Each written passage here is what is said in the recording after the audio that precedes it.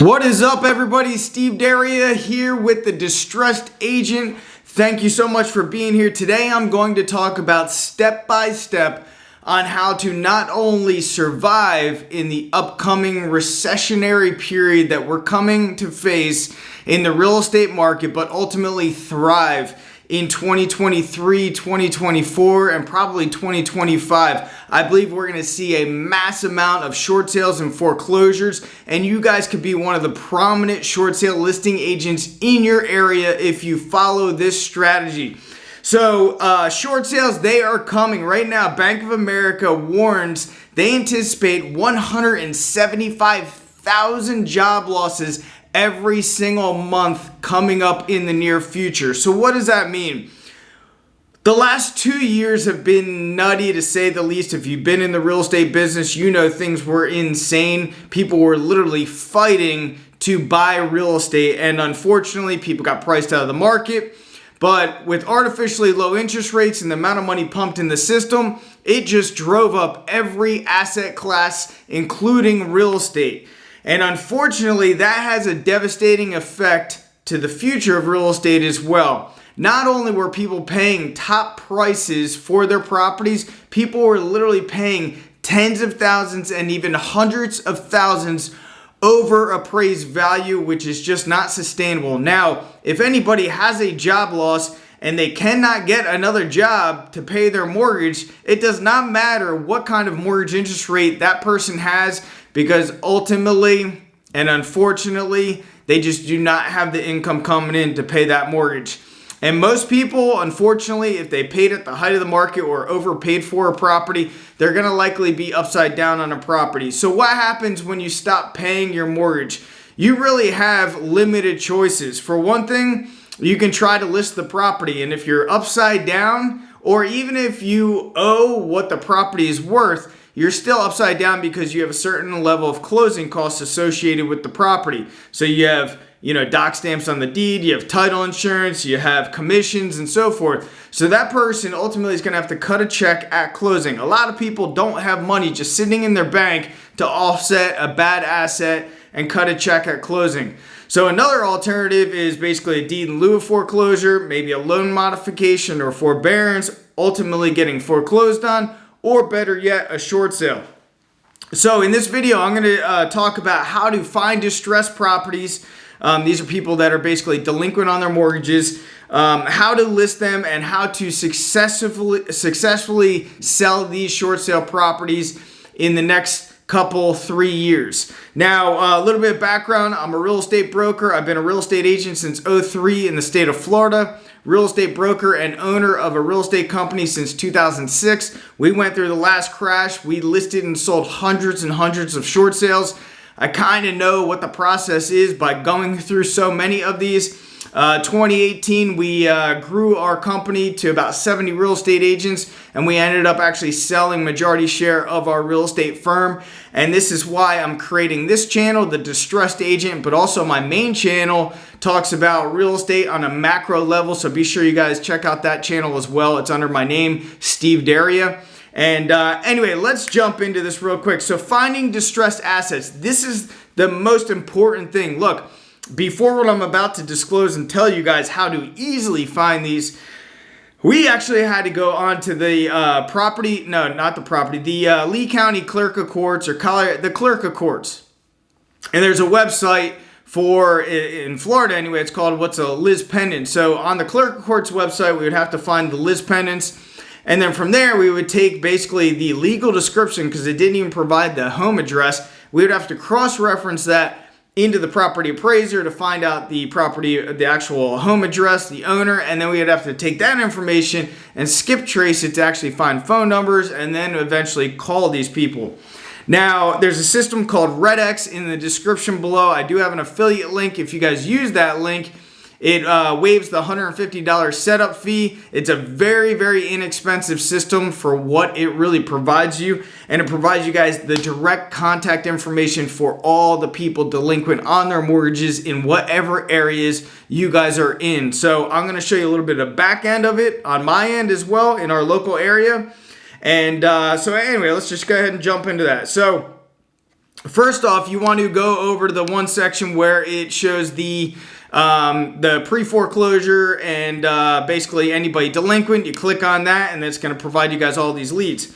Now, once you're in there, you click on a specific lead and this is what the back end looks like. I do have the phone numbers blocked off on this lead. And anyway, this one provides you actually 3 phone numbers and you click here, it says show scripts. I pop that up. And literally it provides you guys the actual script for what you guys can be calling when you guys are talking. So every person, every lead that you click on, it shows all their contact information, their phone number, their address, and then it provides you guys the exact script so you guys can see it right now.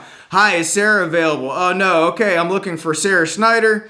And it actually inputs the name of the person as well as the home address, that the subject address that has been defaulted on. I apologize, I'm calling for the property at. Am I calling the right phone number? Do you happen to have a phone number for the property owner? And then as you can see, it's just gonna lead you guys through a nice, well-scripted content for you guys to just read off of. You can put your own twist on it. Okay, now that you went through these and you made, say, 20, 30 calls, you got a couple appointments set up. The next thing that you guys want to do, which is very, very important, is you want to make sure that all the decision makers are present during this meeting. Because if you just have, say, it's a husband and wife, you just have the husband, but you don't have the wife on board, then you're going to be doing things twice and going through the same exact thing. So make sure any and all decision makers are present before you guys even step foot into the property or at your office if you guys meet with them. The next thing is you got to make sure that you guys bring the short sale package. I'll talk a little bit more in detail about that, but this is basically going to include your listing agreement, the release, which allows you to speak on the behalf of the borrower to the bank. It's going to include the hardship letter, personal profit and loss statement, and a variety of other things that you need to get started as quickly as possible. You're going to sit down, you're going to explain the short sale process, you're going to talk about the benefits, the pros, the cons, any consequences associated with it. And again, remember, you guys are not accountants and you're not attorneys. You want to disclose that. We have all that information in the short sale package as well. And once completed, you want to, once you complete the meeting with them, you want to answer any additional questions that they have, and then you're going to provide them that short sale package because it is pretty lengthy and it does take some time. Now, we would not move forward or list the property until we had every single item that was required in that short sale package, and this also included bank statements, included tax returns, and before you know it, that short sale package ends up being pretty thick. If there's one missing item from it, we did not proceed forward. Why? Because I made those mistakes in the past. So when you're processing the short sale package with a lender, they are very adamant that when you submit the entire package to the bank, that you have every single thing. If you're missing one item, they're going to push it to the side, and your short sale is going to go to the bottom of their list because they're going to work with people like me who are prepared, have everything ready to go to process. So I needed to make sure that the delinquent borrower who I'm working with, that we're working as a team.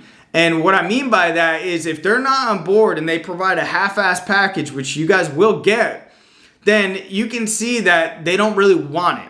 And I can't help people that do not want to help themselves avoid foreclosure, avoid a crap credit for the long term. If they don't want it bad enough, then I do not want to work with those people. And we've declined other listings, other short sale listings because of it over the years. Now, once I have a completed short sale package in my presence, I'm going to go ahead and I'm going to do the proper thing that you would normally do when you take a traditional listing. You want to get professional photographs. You want to do everything possible to market the property correctly. And you want to also price it right. You want to price it competitively as well. You want to get that up on the market. You want to disclose it is a short sale and it is subject to bank approval. And once you receive an offer, then you're going to submit the entire short sale package to the lender. Prior to that, you're going to provide them some information, including the release, so you can actually start the process with the lending institution and see if they have any additional forms that you're going to need that's going to need to be included in the short sale package. But once you have that offer executed by both the buyer and the seller, then you're going to submit that with the entire package to the lender, and then it's just about aggressively following up with that lender.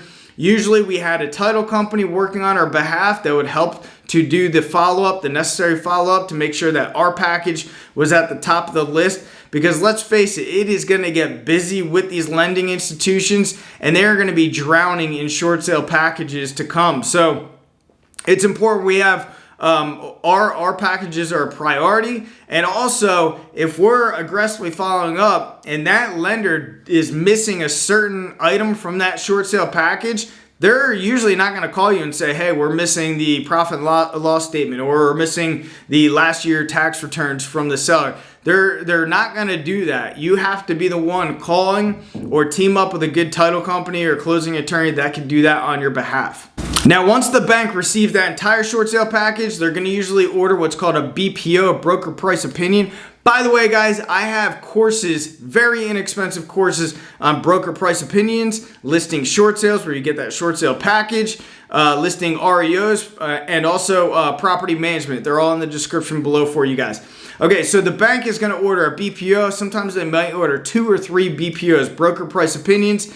So they'll hire an outsourced real estate agent. They usually pay that agent 50, 60, 70 bucks to go out to that property, do a valuation on it because it's a lot cheaper than an appraiser, and then they provide the valuation. And a lot of times the banking institution will actually give a little bit of leeway and discount the property a little bit. So the bank at that point in time is going to review the valuations of the broker price opinion, and then they're going to basically process the short sale package, and they're going to come back to you guys as a listing agent and say, you know what, we either accept that valuation, we counter that valuation, or maybe there's some missing additional information that needs to be provided. So let's say that they do say we're going to move forward. Then basically it's just a waiting game to get the short sale approval letter. In that letter is going to state everything that's needed. It's going to state the buyer's name.